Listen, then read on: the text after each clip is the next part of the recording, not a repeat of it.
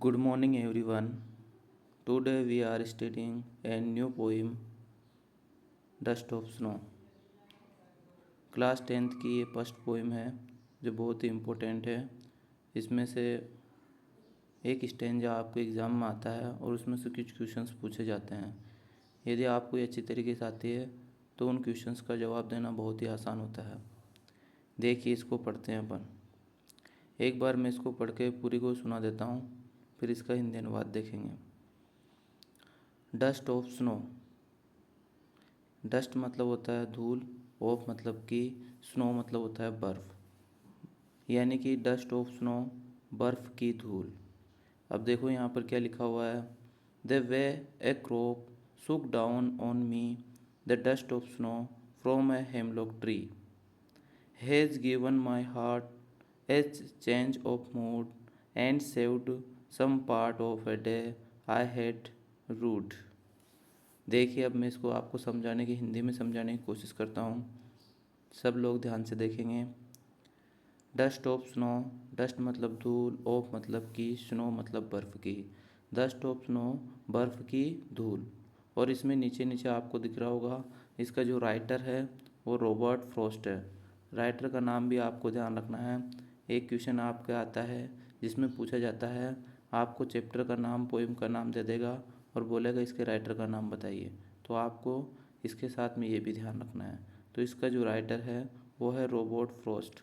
Okay, तो अब देखो इसको। The way a crow shook down on me the dust of snow from a hemlock tree. The way, the way मतलब होता है रास्ता, ए मतलब एक, क्रो मतलब कौवा, सुक मतलब हिला देता है, डाउन मतलब नीचे की तरफ, ऑन मी मेरे ऊपर, द डस्ट धूल को, ऑफ स्नो बर्फ़ की, from a hemlock tree.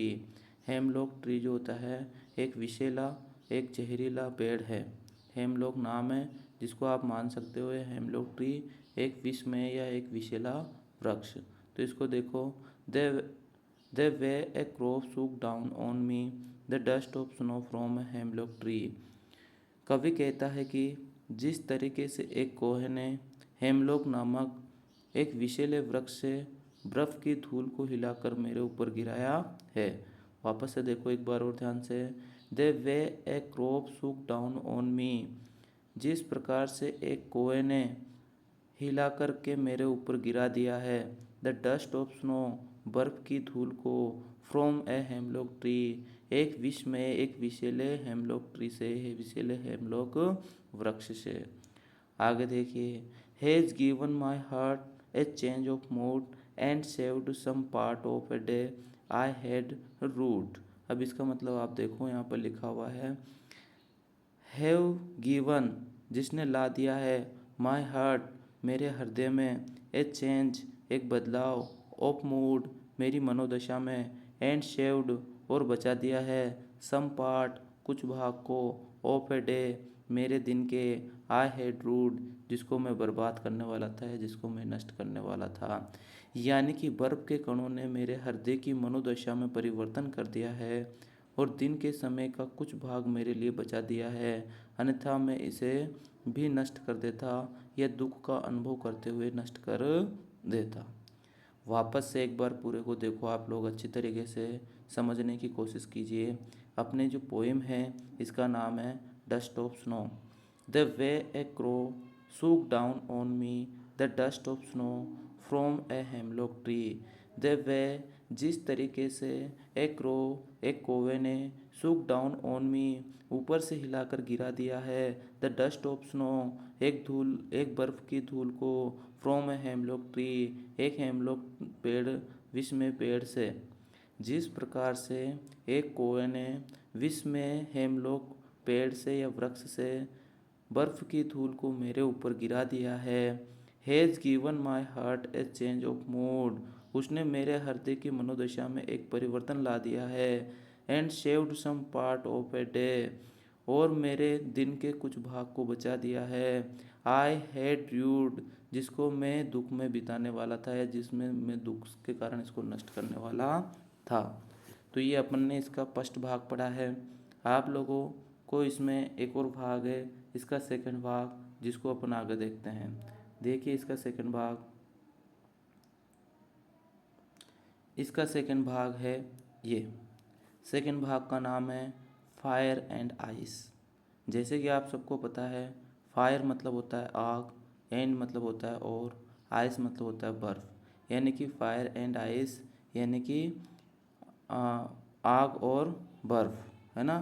Fire and ice का मतलब हो जाएगा आग और बर्फ़। ये आप इसको सेकंड पोएम भी मान सकते हैं या फिर इसी का एक भाग भी मान सकते हैं। इसमें भी आप लोग देख पा रहे होंगे, इसके जो राइटर है नीचे नीचे लिखा हुआ है रॉबर्ट फ्रॉस्ट। यानी कि पहले वाली जो अपनी पोएम थी डस्ट ऑफ स्नो, और जो दूसरी वाली पोएम है फायर एंड आइस, ये दोनों ही एक ही राइटर ने लिखी है। ठीक है, देखो इसको भी समझने की कोशिश करो आप लोग। यहाँ लिखा हुआ एक बार मैं पढ़ देता हूँ इसको।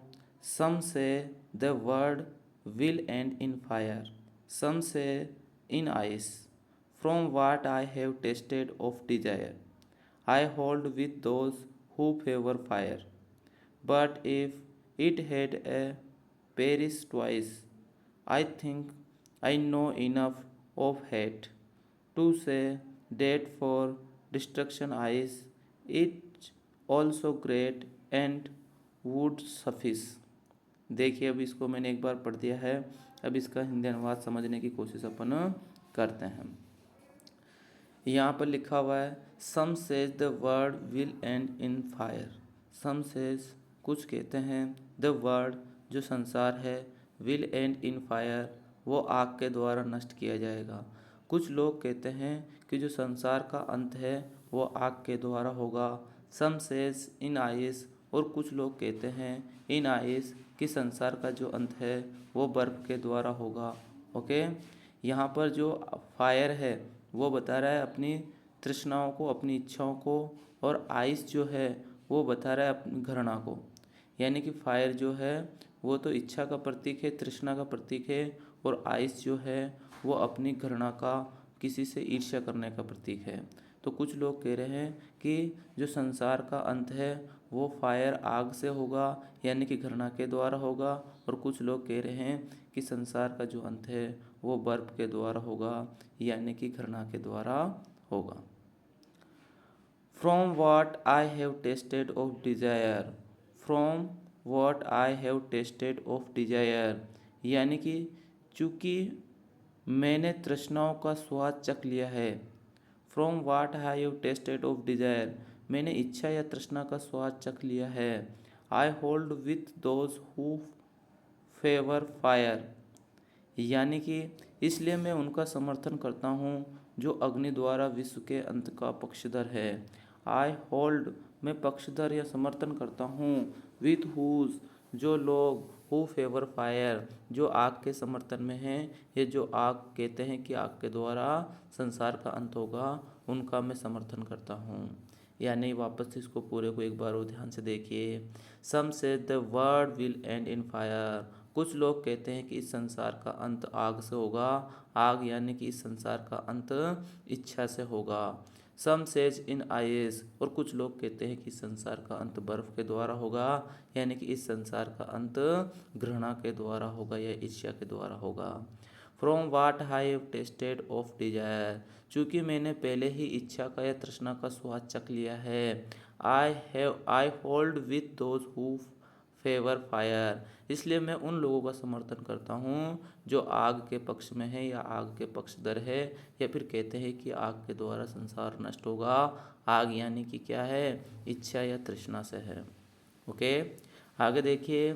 But if it had to perish twice, I think I know enough of hate to say that for destruction ice is also great and would suffice. अब इसको ध्यान से देखिए आप लोग, यहाँ लिखा हुआ है बट यानी लेकिन, इफ़ यानी यदि, it had to perish twice, perish मतलब होता है नष्ट होना, ट्वाइस मतलब दो बार।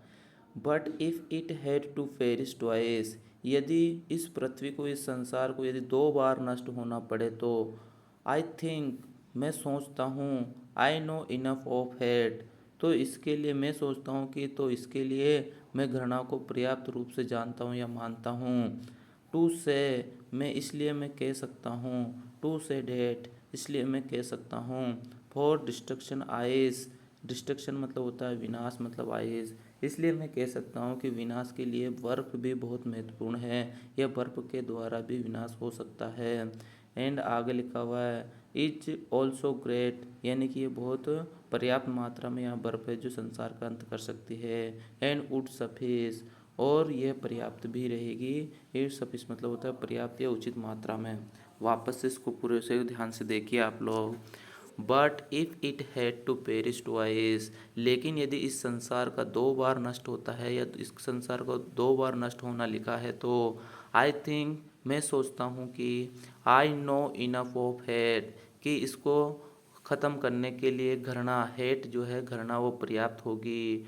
टू से डेट, इसलिए मैं कहता हूँ कि for destruction ice is also great, कि इसके संसार के विनाश के लिए जो बर्फ है वो भी पर्याप्त है, बहुत अच्छा है। एंड वुड सफिस, और पर्याप्त मात्रा में होगा।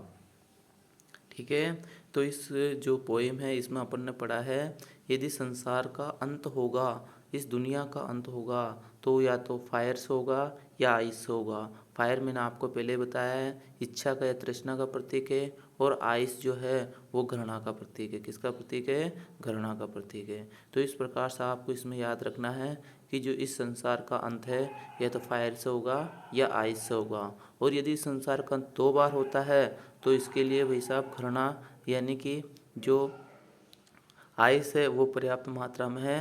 तो जो कवि है, जो राइटर है, वो आइस यानी कि घृणा को ज़्यादा प्रेफरेंस दे रहा है, ज़्यादा उसकी तरफ झुका हुआ है। तो इस प्रकार से अपन ने दोनों पोइम जो है वो पढ़ ली है। इसके क्वेश्चंस आंसर मैं आपको अगले सेशन में करवाता हूँ और उनको आपको याद करना है, लिखना है, पढ़ना है। इसको भी वीडियो को आप बार बार देख सकते हैं, पढ़ सकते हैं, और नहीं समझ में आए तो 2-3 बार देखो, अपने आप धीरे धीरे सब कुछ समझ में आ जाएगा। Thank you.